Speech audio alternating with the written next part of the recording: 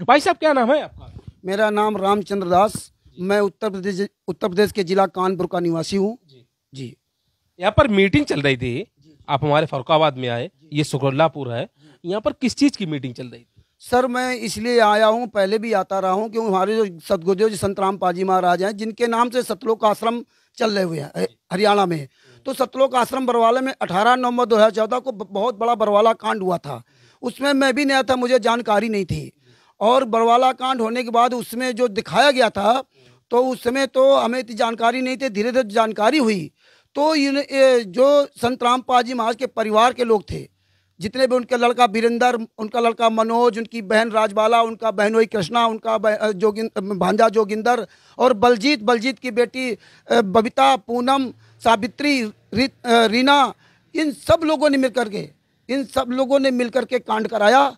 और ये हम लोगों को पता नहीं था। इसके बाद जब हम लोगों ने इसे जजमेंट की फाइलें मांगी, तो इन्होंने हम लोगों को जजमेंट की फाइलें नहीं दी, गुमराह करते रहे। इसके बाद परमेश्वर ने दया की किसी भी तरह से, क्योंकि पूरे ऑल इंडिया के केस ऑनलाइन हो गए। जब ऑनलाइन हो गए तो हम लोगों ने ऑनलाइन सारे केसों की जजमेंट फाइल निकाली। जब फाइल निकाली तो FIR नंबर 426, जो सरकारी काम में बाधा वाले केस में, इनमें इनके जो AP सिंह, सुप्रीम कोर्ट के सीनियर वकील AP सिंह, उनको इन्होंने खड़ा कर रखा था कि मैं 1 तारीख का इनको 5 लाख रुपए फीस देता हूं। और AP सिंह ने कहा कि मैंने संतराम पाजी महाराज को 5 केसों में बाइज्जत बरी कराया।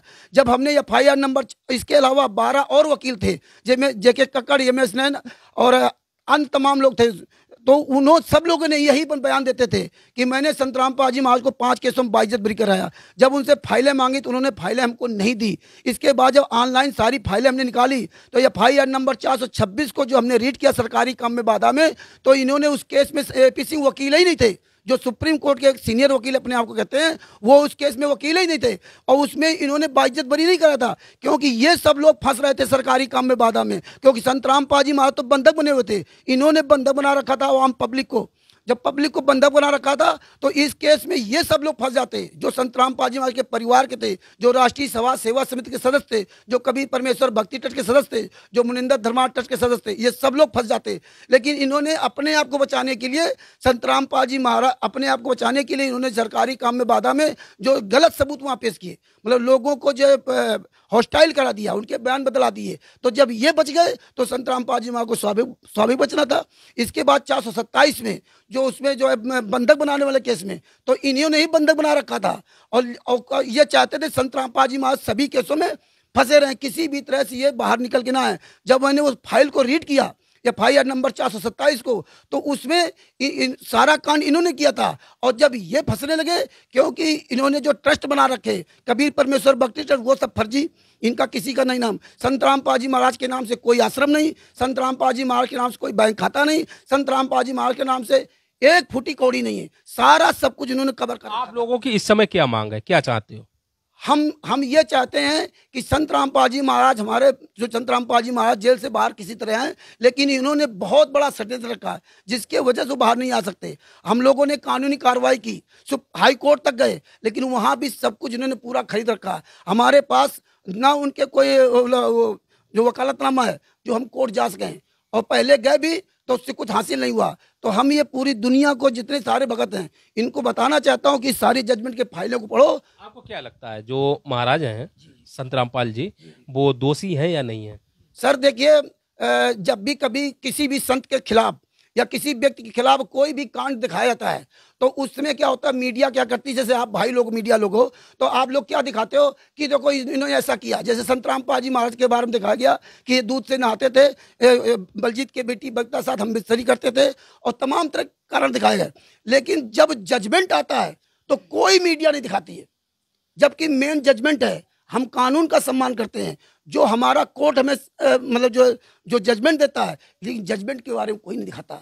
तो हमने जो जजमेंट की फाइलें निकाली, तो उस फाइलों के हिसाब से संतराम पाजी निर्दोष है, और जो दोषी हैं उनको सजा मिलनी चाहिए। और वो दोषी जेल से बाहर घूम रहे हैं, और वही पूरे वर्ल्ड में जगह जगह सतलोक आश्रम चला रखे।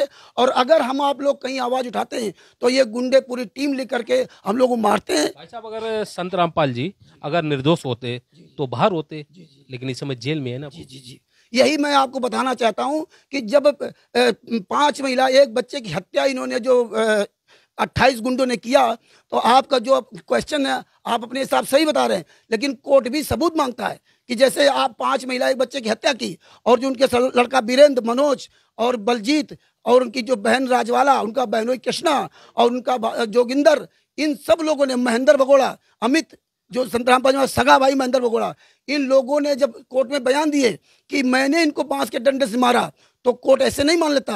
अब कोर्ट को सबूत चाहिए, लेकिन ना तो संतराम पाजी महाराज कोई लिखित बयान है और ना संतराम पाजी महाराज के द्वारा कोई बोला गया बयान है। जब बोला गया बयान नहीं है तो संतराम पाजी महाराज दोषी कैसे हुए, ये मतलब एक सवाल खड़ा होता है। और कोर्ट उनको दोषी नहीं ठहरा सकता था, लेकिन दोषी ठहरा क्यों गया? क्योंकि उनके लड़के ने बयान दिया था कि मेरे बाप के अनुसार मैंने 5 महिला बच्चे की हत्या की। उनकी बहन ने कहा कि मैंने अपने भाई के अनुसार कहने पर 5 महिला एक बच्चे की हत्या की। उनके सगे भांजे जोगिंदर ने कहा कि मैंने अपने मामा संतराम पाजी महाराज के कहने पर 5 महिला एक बच्चे की हत्या की, और जहाँ जो हत्या की थी वो कमरा दिखाया और 11 बांस के डंडे इन्होंने उपलब्ध करवाए कि मैंने इस बांस के डंडे से मारा, जो कि आज भी बरवाला थाना के अंदर माल खाने में जमा है। तो इस तरीके से जो मीटिंग कर रहे हो इससे क्या हासिल होगा? इससे ये हासिल होगा, जो हमारे जो सदगुरु जो संतराम पाजी महाराज के शिष्य हैं, उनको ये गलत तरीके से अपना उनको जो बहकाते हैं और उनसे दान पाठ दशवांश ज्योत का पैसा लेकर के ना और बड़े बड़े आश्रम बना रखे और मौज कर रहे हैं। और अगर ये लोग कोई सवाल कर देते हैं तो गुरदोही कहते हैं, माँ बहन की गालियां देते हैं। तो यही मैं पूरी जनता को बताना चाहता हूँ कि आप इनसे दूर रहें, इनको दान पाठ दशवांश का पैसा देना बंद करें। ये सारे जजमेंट की फाइलें आप पढ़ें। अच्छा, पैसा कौन कौन वसूल रहा है? पैसा जो संतराम पाजी महाराज का जो लड़का वीरेंद्र है, संतराम पाजी महाराज का सगा भाई